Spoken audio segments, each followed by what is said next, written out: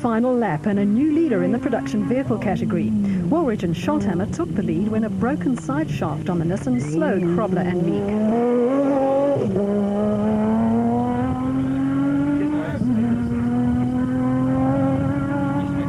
Corbett and Moore lost the overall lead when they had to pit for fuel, while the Ford continued without refueling.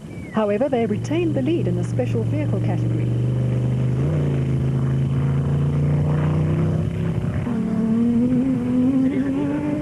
Hungarians Kiss and Czegledi had not put a wheel wrong throughout the race and were now second in the production vehicle category, while champions-elect Krobler and Leek were third and nursing the proudly South African Nissan hardbody to the finish. Tools to remove the broken drive shaft were nowhere to be found in the cockpit, and they slowed their pace to minimize the damage. The clutch was also playing up.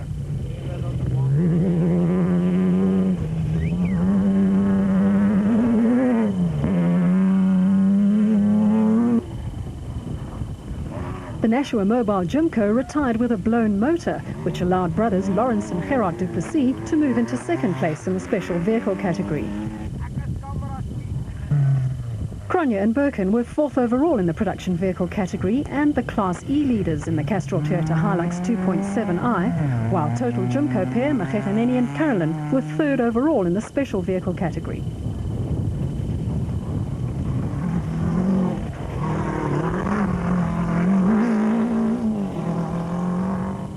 Despite a misfire on lap 2, which was caused by a loose spark plug wire, Cox and Pitchford were second in Class D, but matters would soon take a turn for the worse.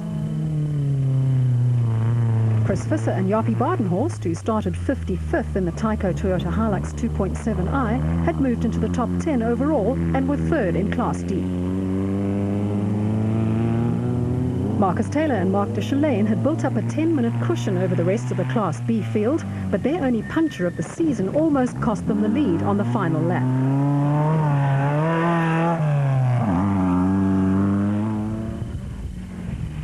Husband and wife, Marius and Tracy van Vuren, were the Class E leaders in the Bosel N1 4x4 Toyota Hilux, but they would later be disqualified for a technical infringement.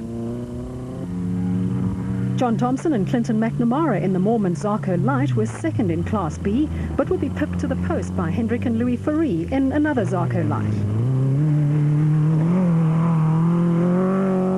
Zane Pierce and Henny Vosloo failed to finish after breaking the front and rear diffs on the Castrol Toyota Hilux 2.7i. Pierce put the body damage on his vehicle down to a slight roll.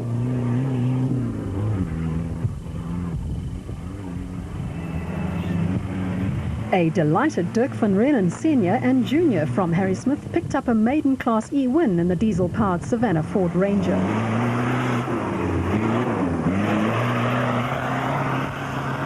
Mark Corbett and John Moore had managed to overtake Neil Woolridge and Ken Scholthammer and were headed for the overall and special vehicle category win in the Century Property Developments batch. The Duplessis brothers showed that they had lost none of their hard-charging style in their only competition appearance this season and were headed for second in the special vehicle category. Costain and Neuster grabbed third place when Machechaneni and Carolyn stopped to replace a flat wheel, but the special vehicle champions came back to finish third ahead of the Atlas Copco racing pair and Bill Bond and Bodo Bertholdt in the batch.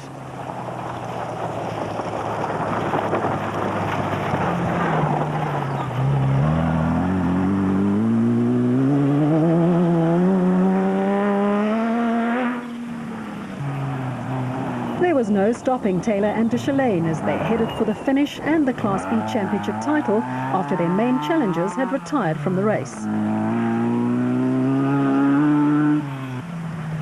Thompson and McNamara were second on the road, but third in Class B on corrected time because the Fourie brothers had started in the mass start and made up sufficient time to be classified second. Brothers Hamish and Alistair Stubbs were the last place special vehicle finishers in the Fence Erect Viper.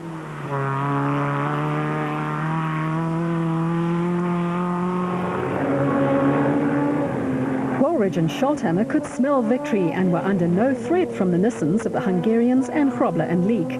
The reigning champions battled with a slipping clutch on the centre diff on the Nissan, with Leek at times having to push the vehicle up slight inclines. Krobler made a plan. He engaged fourth gear and dropped the clutch, with the resulting friction between the clutch plates fusing the two pieces of metal together. Mark Cronje and Chris Birkin were in top form and had a commanding lead in Class D, while Hein Grobler and Gerard Prinsloo had made up lost time in the pits to occupy second place in Class D in the GBS Racing Nissan Hardbody. Chris Visser and Jaapie Badenhorst were third in the Tyco Trucks Toyota Hilux, with Henry Zematin and Bodo Zwegler fourth in the Mastercraft PlayStation Pajero, which was on its way to its 8th finish in 8 starts this season.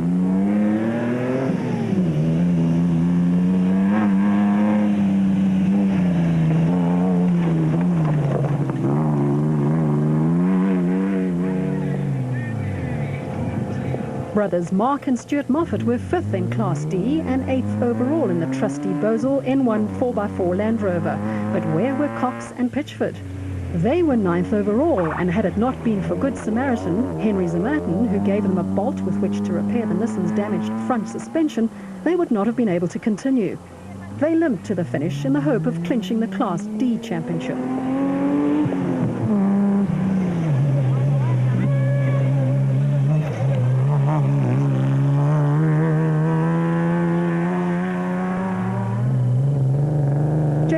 And co-driver Van Heerden broke a drive shaft on lap 1 and then lost front-wheel drive on lap 2, but managed to finish 10th overall in the GBS Racing Nissan. The Van Reenen father and son pair were over the moon at the prospect of winning Class E in the Savannah Ford Ranger.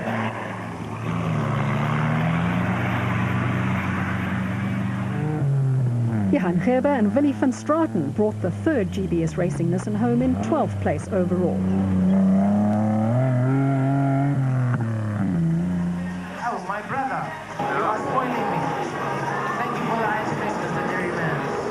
The Nissan aerobatic team was on hand to entertain the crowds at the finish of the Carnival City 400.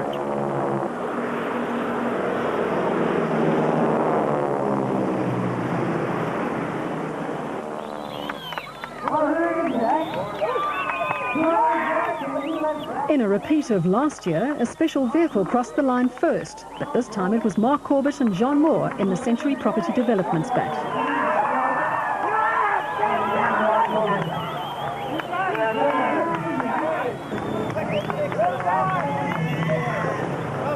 In the case of the production vehicle category, it was a repeat of last year, with Neil Woolridge and Ken Scholthammer bringing the Team Ford Racing Ranger home first in the production vehicle category for the 3rd time in 4 outings on the Carnival City 400.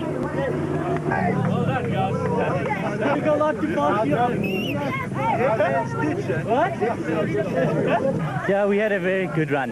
It's finally we managed to beat everybody, including the production vehicles. We had it close this year at the roof, and unfortunately due to fuel pump problems we didn't finish, but this time we really pulled it off in front. Yeah, it was nice and close, ding-dong battle all morning. You know, it was very wet in this arena part, but then the moment we got out of there, the dust was horrendous. But we stayed right with it. We split the 2 Nissans up and pushed and pushed and pushed, and yeah, something's happened to them. So we got past them, and here we are. Looks like the first race this car ever won when it came to this country, and it looks like it's the last one it's won as well. So we're very happy with it. Carnival City for us is a good event. Yeah, no, it was great. Oh, Georgia did a great job. Didn't make any mistakes. It was great. The car was magnificent. Once again, the guys put it together. It's great.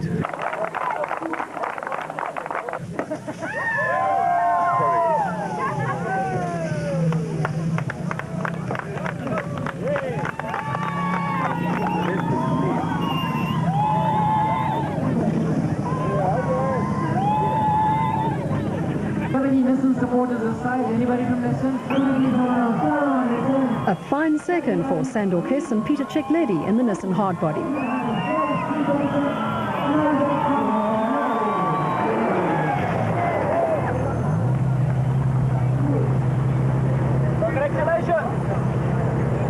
Congratulations.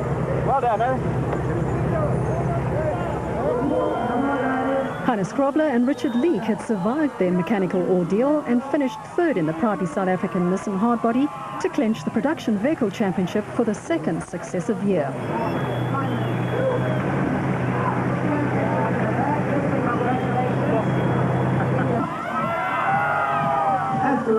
Very, very close. The race was the tightest race. Janelle and the Ford was just on our backs all the time. And then we lost the front side shaft, and we also lost the drive on the rear. And luckily we got it going again, and we just kept it and got to the end. And that's what we want.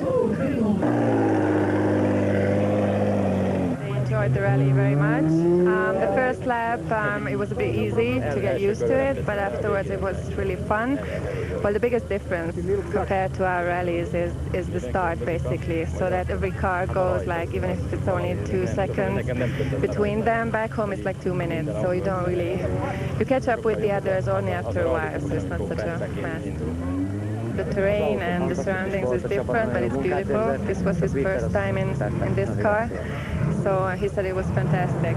Yeah, I really can't complain. I had a really good run. We had one puncture, a bit of driver error. Small little things like the windscreen washer just gave us a little bit of hassles in the beginning. It came right, and then it was plain sailing. Hilux came all the way through. Off-road racing is not easy, that's one thing for sure, and one thing for certain, you can never think that you're going to win. It's only over when it's over. But for these two guys in the business, and at least you got luck on your side. And believe me, you always need luck in this game. But a great championship, very tight at the end, and too much pressure for me. I'll only relax perhaps tomorrow or later in the week. We had a really nice run today. We started, unfortunately, really far back, I think 9th, and drove hard until we passed Kiel, and then just cruised after that. Unfortunately, all the other B cars fell by the wayside, and we were able to come in first. It was a bit of a juggle, driving quickly and keeping in front of Kiel. You don't want to break the car at the same time, but really nice run, no problems.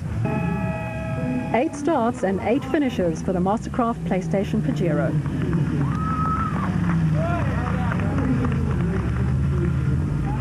It's been a long road. You don't realize how many kilometers it is until you've done them all. Yeah, it's just attribute a good vehicle. We drove it carefully. We didn't have a huge amount of money to spend, so we drove within a budget. Shows you can do it. Alfie Cox and Ralph Pitchford finally made it to the finish in the Arnold Chat's Cars Nissan Hardbody.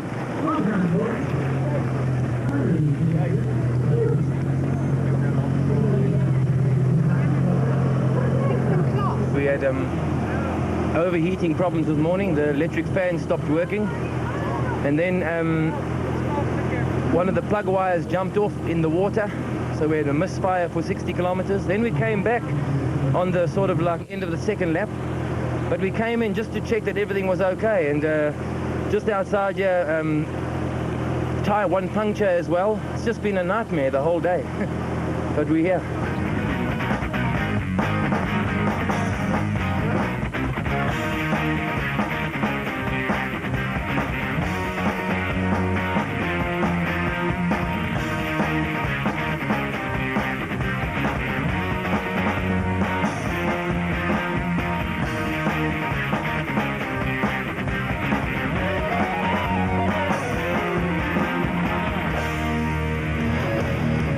The South African Off-Road Championship was proudly brought to you by ABSA.